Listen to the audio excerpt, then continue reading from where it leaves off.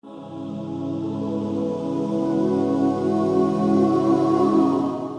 کتاب له سپېڅلو پاڼو.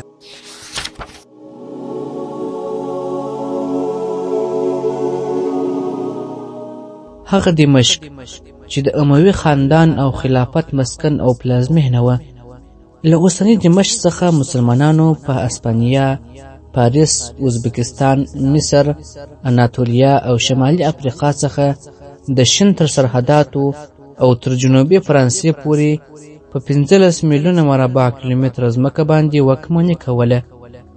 په دومره وسیع او عریضه ځمکه باندې یو اسلامي خلیفه فرمان چلیدی. دا د اسلامي عروج هغه زمانه وه چې مسلمانانو تقریبا په تمامه نړۍ کې باچاهي کوله او د اسلامي لښکر اسونه په چین او فرانسه کې څرېدل. د رومي سلطنت طاقتوره باچاهانو خلافت ته جزیه ورکوله.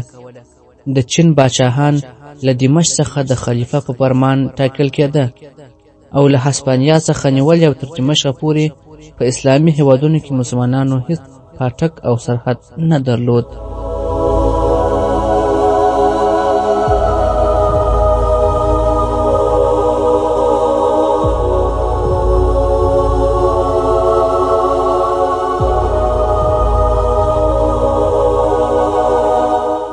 د کتاب له سپېڅلو پاڼو.